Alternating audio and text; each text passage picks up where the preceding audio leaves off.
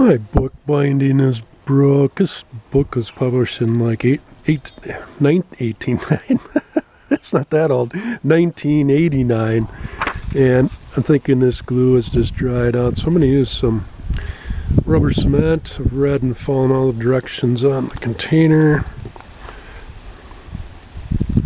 Doing this outside and it is stinky stuff, and that's what it recommends too, is use with adequate ventilation.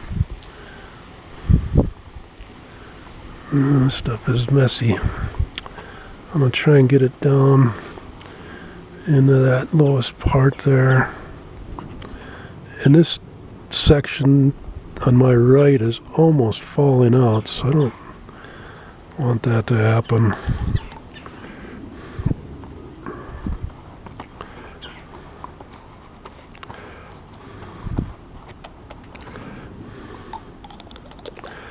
I'm almost out of cement here, and it'd be hard to get it out of the container.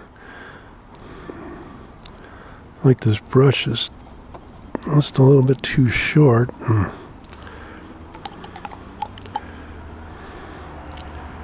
Hard to get at the cement.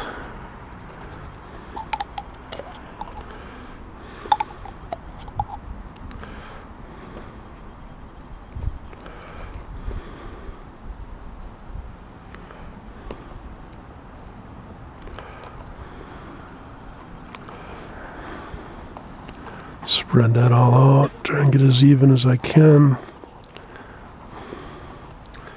There we go.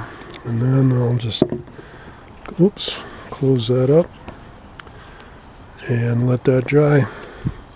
I'll let it dry for a few days, just, I don't need the book, and I may even put some weight on there to hold that down really nice and tight and let that dry up.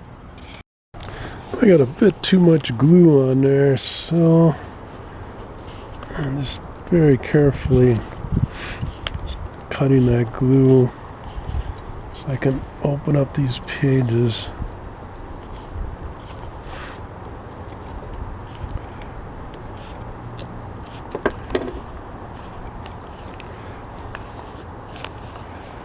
That glue comes right off, that's nice.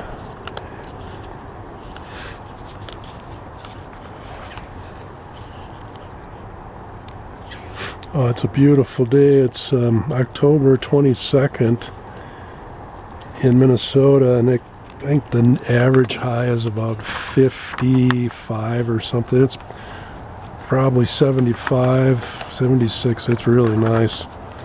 Beautiful, beautiful day. Enjoy these while I can. Won't be long, and it's going to be cold and snowing, and yeah, way too much glue on there, but it's this comes right off.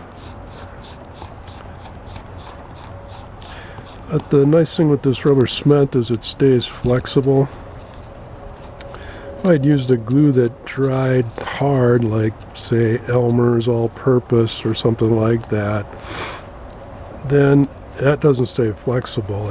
It gets hard, and books move, and much better. I mean, it was almost falling out. This is the next page. And it's not perfect, but it's much better than it was. And I should have looked at it a little bit closer. There's it's sticking out about 1/8 of an inch, that section that was loose, but I'll have to watch that closer next time. Be sure and check out my other videos.